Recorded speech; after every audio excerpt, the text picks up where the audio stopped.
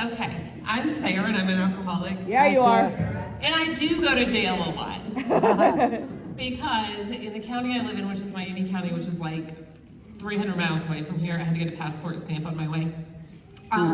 We are advocating to build a new jail facility, and so I am involved in my community, and I'll get to why I'm involved. But I do go to jail like a lot. It's fine. I took my mom once. It's fine. That's just what we do. So I'm Sarah, and I'm an alcoholic. I work in AA program, and I'm also a Christian. I would not be a Christian without the roots of AA. In Alcoholics Anonymous, our big book, it's the big blue book, it says, you know, when we tell our stories, it's what it's like, what happened, and, you know, what it's like now.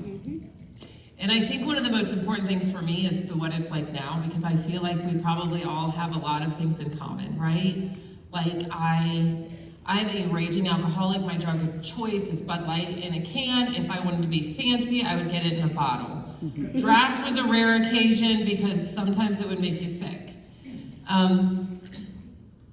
So I grew up in like a normal, good household. Like when I got sober, I wanted to blame my parents, and then I had to do a 4-step, and then I realized like it was me that was the problem. There's a whole Taylor Swift song about it. So,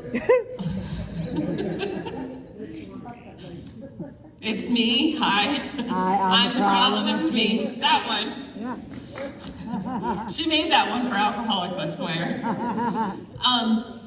So I grew up in a really good household. Like my parents were married to each other, they're not now, but they were. My mom stayed at home, I went to good schools, like good childhood. The thing though is that my dad's, you know, my family has alcoholism in, lots of members of my family are alcoholics. Lots of us are still in active addiction. I have lost family members to this disease. I have family members who also are sober. It's a wide range, right? I took my first drink when I was 16, and this is why I know that I was didn't have a bad childhood. The first time I drank, I was in Paris, France. I don't have anything to complain about, right? Like I was 16, I was in Paris, and I was stealing alcohol out of the minibar. And I thought it was great because I didn't feel all of a sudden. So I kept chasing that. And I chased it until I lost my husband, my kid, my house, my business, my friends. I'd lost everything. And I lived in Florida at the time. I was married and we lived in Florida and got divorced, and I still lived in Florida. And then in 2019, I had to run home because I had lost everything and I had no place to go. So I came home to Ohio, and I was thinking I was gonna quit drinking if I would just change place, because that's the thing, right? Like you change your location and you will get sober. It doesn't work because alcohol is everywhere in America. All I had to do was go find a new bar. And I did that, and a new gas station, and I did that. So I kept drinking. I thought my problems were gonna be solved. So 2020, apparently the world was shut down, but I'm good, so I was still at a bar. Like I didn't have a problem. I guess nobody else was at bars, but I was definitely at a bar still in 2020. And if I wasn't at the bar, I was drinking in my garage. And by the end of 2020, I was so broken and miserable. I remember, I'd get in my shower in the morning and I'd still be drunk or hungover or sick. I just was so broken, and I would just cry in the shower. Have you ever been so broken you're laying down in the shower, just bawling and begging God to fix you? Yeah. So I'm really smart, and I had a solution. So I bought this 30-day cleanse. Because if I spent $300 buying this cleanse, that you can't drink alcohol, then I was gonna, it was gonna solve my problem. And then I thought, I've got one better. I'm gonna enroll in college, and I'm gonna get a master's degree. Because if I'm in school, then I can't drink as much as I do now. So my school date, my starting school date was February 21st of 2021 to start my master's program. And I was like, this will solve it. And on February 13th, I went out, and in my head, I was like, I'm going out and I'm gonna live it up. I'm gonna get drunk as I can. I didn't do that every night anyway, but for some reason, some days I just planned to get drunk, and other days I just got drunk without it being planned. That's what we do. And that was my last night because I was going to start school and I had this diet cleanse that I had to do and I had just started this new good job. Hey, buddy. And like it was going to be good. And I was driving home and the blue lights came on. And I was like, oh, that's God. There he is. There he is. Yep. And I got an OBI, and I was in the back of the police car, and I'm crying. Like, I was laughing. I thought I still to this day think that we were having a good time. One day I'm going to send that officer a thank you card, because I really feel like we were having a good time. Like, he was super nice. So, he probably wasn't having as good of a time as I was, but I was really drunk, so there's that. I was like, I'm gonna quit drinking. He's like, you don't have to quit drinking. And he's like, you just can't drink and drive. And I looked at him and I said, I drink and drive all the time. Apparently, you're not supposed to say that to police officers when they're arresting you for an OBI, but I did, and it's fine. There's all these things you're not supposed to do when you get an OBI, and I'm like, but I did, and it's fine now. So, that was February 14th, because I started drinking on the 13th, but I kept drinking until the 14th. And that day, I went to my first, it wasn't my first AA meeting. I had been to AA meetings before, but this time I was actually serious about it. I went to an AA meeting and I got sober on Zoom because I live in a very rural area and there is one meeting in my little village and it is like a half a mile from my house and it was February and I am not walking half a mile from my house in February to go to an AA meeting with strangers, so I got on Zoom. And I did Zoom meetings for about 6 months. And in that time, I had a sponsor and I worked my first, second, and third step. And my sponsor was like, you really need to go to real in-person meetings. And here's why. Because I was 6 months sober, and it was my birthday. And what do you do on your birthday? You go to a bar. Yeah. And you put it on Facebook so your sponsor can see it. It's genius. Now, I hadn't done my 4th step yet, so I was convinced she didn't love me. Because nobody loved me until I did my 4th step. And if you're working in an AA program, you might relate to that just a little bit.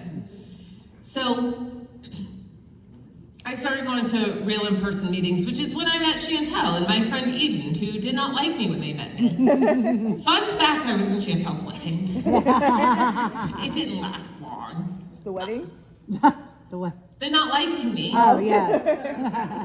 Sorry. So wait a minute. So, Chantel was like saying stuff about my life. So, when I lived in Florida before I lost everything, I had this really great life. I had a 4-bedroom house, I had a pool, I didn't work, I had a husband that made good money, and then I just screwed it all up. It was genius. But I was really involved in my community. And when I got sober, I was in Ohio, and I knew friends, because I grew up here, and I had friends. But I didn't have anything to do with my life. Like, I am single, and no kids, and so after work, like, what do you do? I went to the bar. I needed to figure out what I was going to do with my life. And I thought, when in my life was I happiest? And that was when I was in my community. And so I went to a city council meeting. They were like, we need volunteers. And I'm like, I'll volunteer.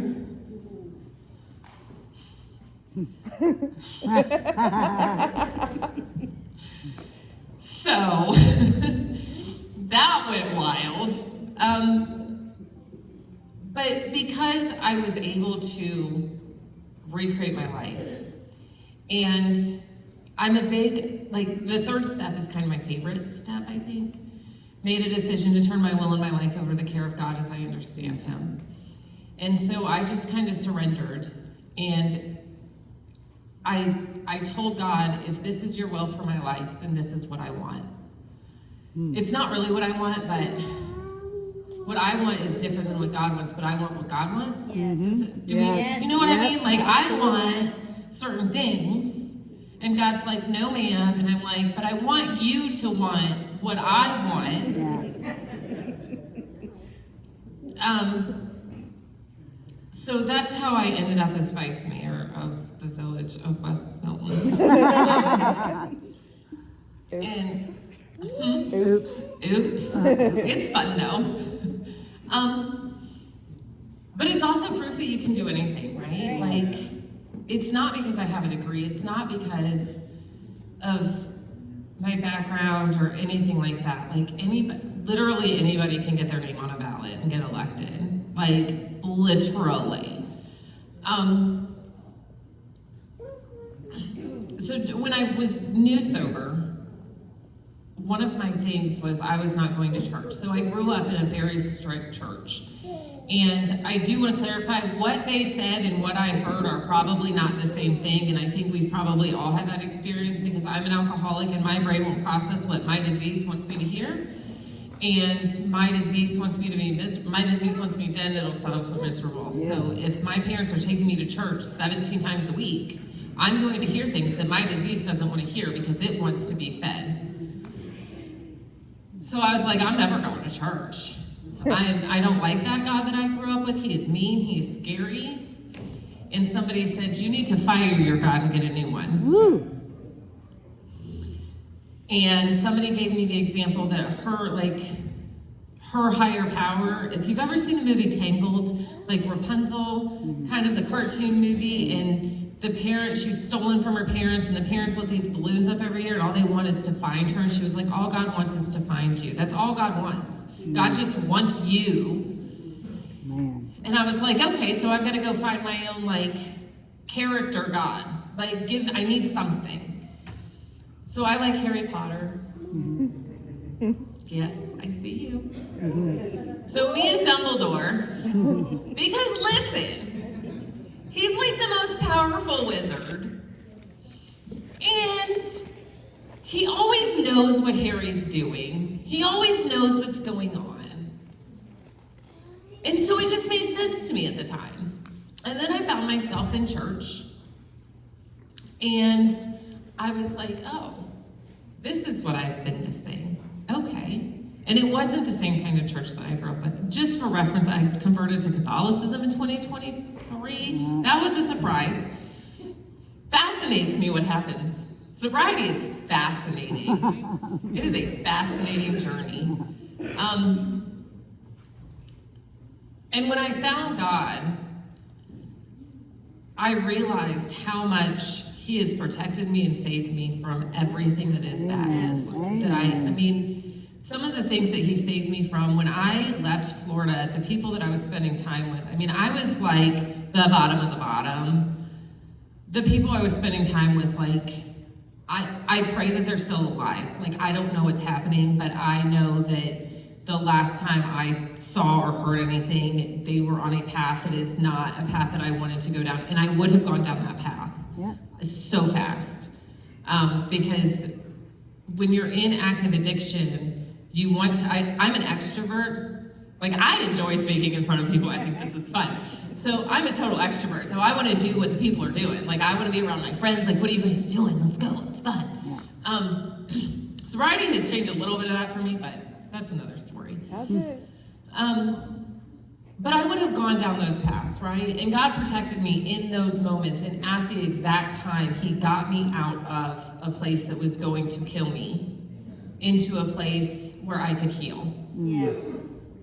It took me a little bit to listen, but I finally did. And my life has changed so much. And I remember, like, the early meetings and these women.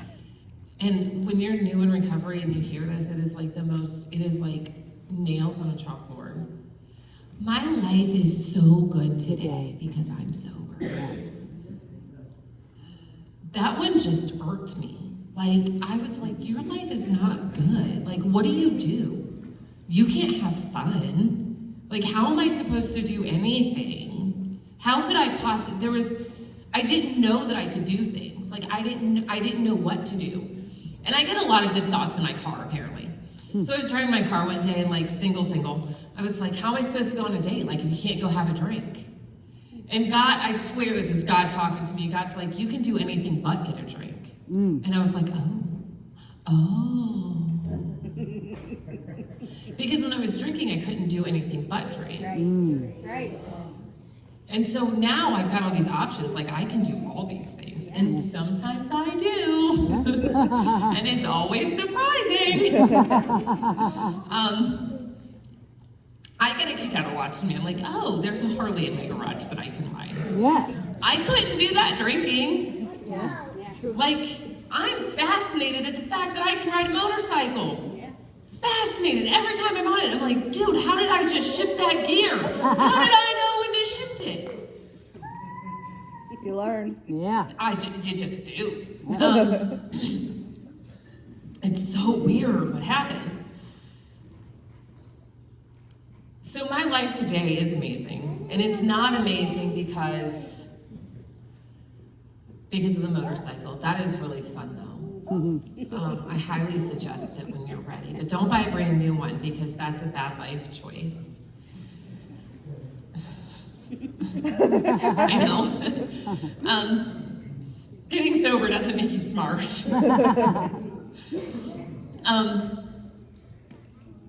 It's not because of anything outside. It's because I have God. It's because I have a relationship with Jesus in my life.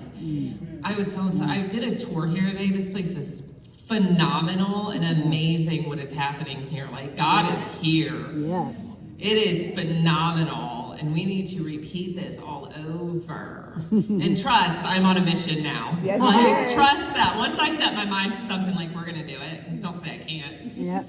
That'll just make me mad. We've already started. Yeah. We've already started. It's a whole thing we do.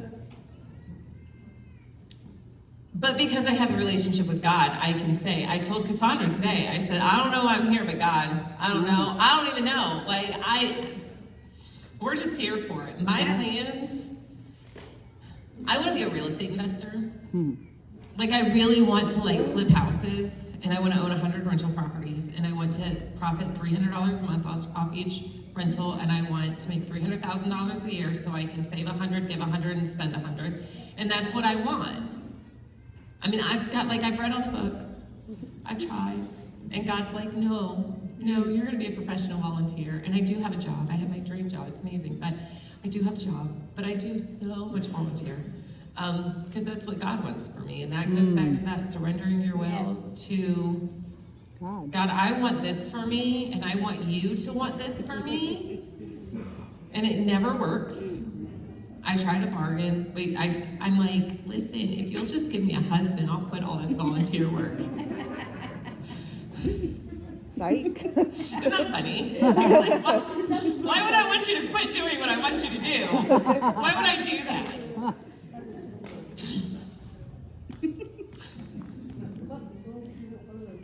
He gave you a Harley. Listen, I didn't plan what I was going to say, so you're just listening to me talk. It's just coming. So over the last year, over the last few years, I've really dug more into my faith and making sure that every decision I make is for God. I have someone who mentors me. I don't know if he knows he mentors me, but he does. And he said, as an elected official, your job is to serve God and manage a budget. And everything I do, I have to make sure that I'm serving God first. I also have to make sure that I'm taking care of my recovery, because that's first. It's a foundation, right? Like, I had to get sober. Before I could do anything in my life, I had to get sober first. And it was hard. And so I got sober on Zoom, and I had started this job, and I would get home, and I would log on to this Zoom meeting. I'd get off work at 5, get home at 5:30, log on to the Zoom meeting, be on the Zoom meeting until 6:30, and then be on the phone with somebody until 9 o'clock at night, and I'd go to bed, and I'd do that every day. I had a drawer full of candy in my office. I mean, it was like thick full of candy, and I'd spend like $30 on candy every single week, and I'd eat it all. It's called Body by Recovery. You're gonna gain weight, it's normal. It's not a health plan by any means, but just, you gotta eat. Yeah. And it's fine if you eat candy as long as you're not diabetic or whatever. It was hard. And those, 3 months is a whole lot longer than 3 years sober. Yes. 3 months is way longer than 3 years. I can promise you that. It is hard. And when I was getting sober, I had to focus on only my recovery. And I would get up and I'd go to work and I'd read. There's a little black book called One Day at a Time. And I'd read that every morning, and then I'd go to work. And it was so hard. And I worked in this office, and it was a construction company, and they would drink beer, like, on Fridays. Bud Light in cans. It was phenomenal when you're, a week sober. And they're drinking Bud Light in cans, and you can smell it and hear it and taste it, and it's like, oh, man, that would be good. But, like, I knew that was just, there are companies that do that. It was great when you're an alcoholic, when you're in active addiction. It's awesome when you get to drink at work, but until you lose your job. But it was hard. And then slowly things started happening. Things happen, and they do happen fast, but it's slow. It feels like forever, but it's not.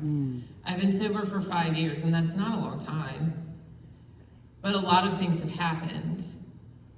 And I put a lot of that on my third step, and I do that every day. I write in a journal. I'm like, God, I just want your will today. And I tell him my problems in a journal. And I talk to him about my problems, and he's like, you need to stop. Like, you are fine. Because my problems are nothing. My problems are just me whining and complaining, really. But I have to make that decision every day. And I remember before I got sober, I had this feeling like I just missed me. Like I lost myself, and I just wanted me back. And if you've ever felt that, you understand. Like, I wanted me back. I wanted to be myself again. Because I remember before it took over. I mean, I always drank alcoholically. Like, I have friends from when I was 19. They're like, yeah, you were an alcoholic then. I was like, I was? Why didn't you tell me? They're like, we thought you knew. I'm like, oh, I didn't. I thought everybody drank like I drank. But I remember, like, I was in school, and I was vibrant, and I was happy. And then at the end of my drinking and using, it was like I just wasn't happy anymore. And I didn't know how to find me. And I wanted me back. And I didn't even know who that was. And when I found God, that's when I found me. And I will say today, I feel, stop doing that. I will say today, I feel more of me than I have ever felt in my whole life. Yes. I do a lot of things, and I feel like God gives you this. I mean, I guess this is about recovery, but God gives you the knowledge you need to do the things that He wants you to do, even if you don't know it. Like, somehow I've learned how to do things that I didn't know I could do. I mean, Chantel started a whole foundation. Like, we can write grants. We don't know how to do that, right? But like, God does it. Like, it's not us, it's God. Like, God does all of that. And if I just stay sober one day at a time, and if I work, I get up in the morning, and I get up early. If you watch me on Facebook, like, I get up early. Stupid. It's stupid early. I get up really early. I read a lot of books, and they tell me to get up early. I actually had to go to therapy for my therapist to tell me not to get up so early and to chill out. And then he fired me and told me to ride my motorcycle.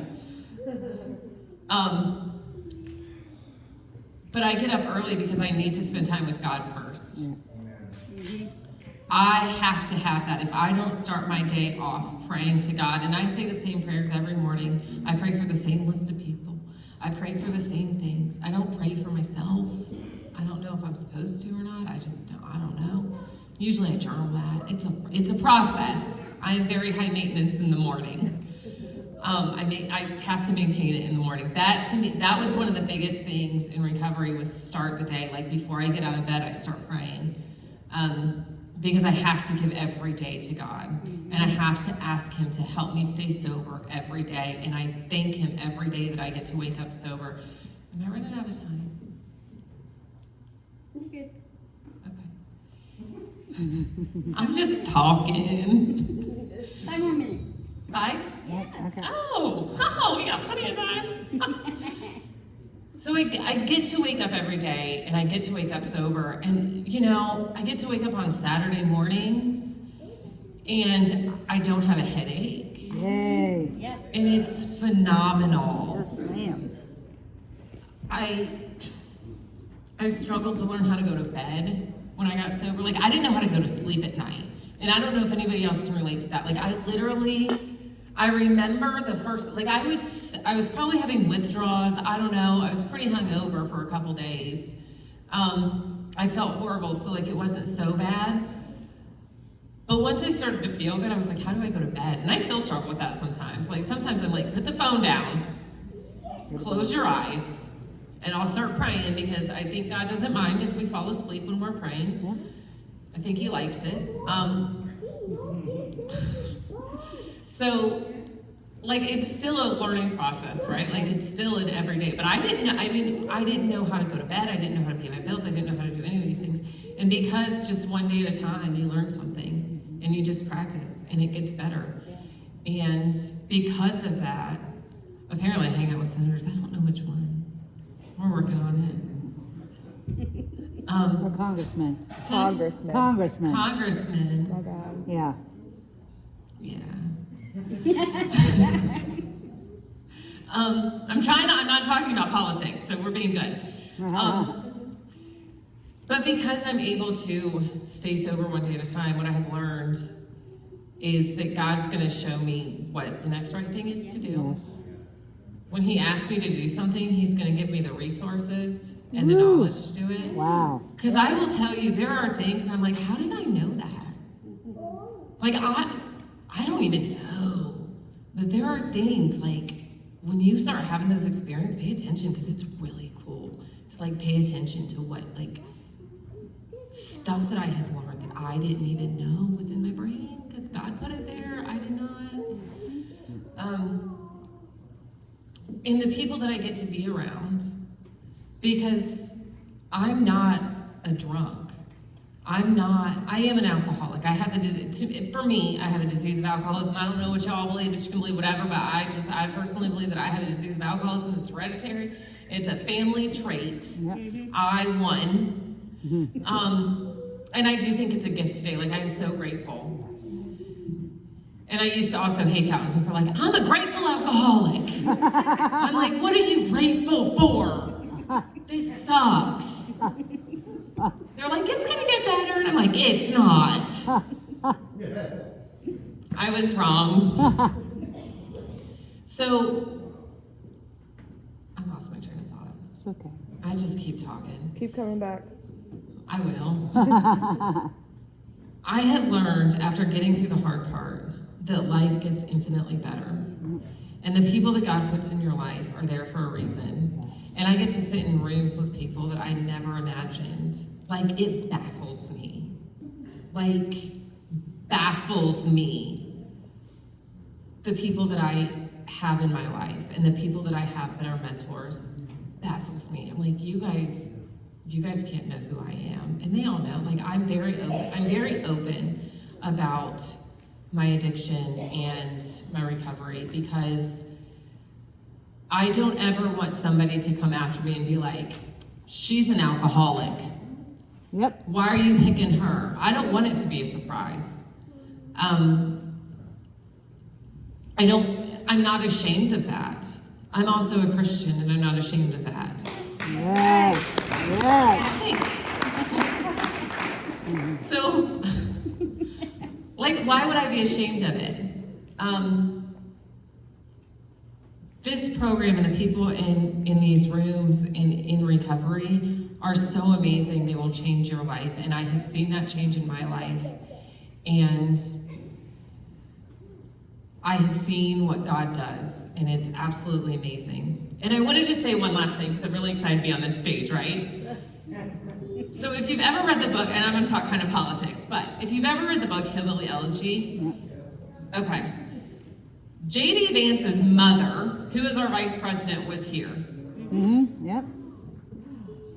And I have a child who's estranged from me, and let me tell you something that gives me hope, is knowing that as an alcoholic who raised a child and I screwed her up, I was not good.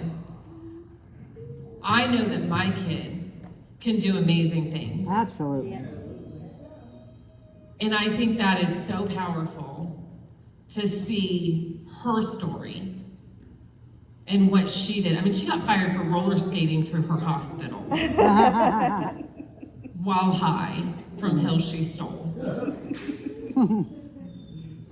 if she can raise a man that can become the vice president of the United States, you haven't screwed anything up that much. And that's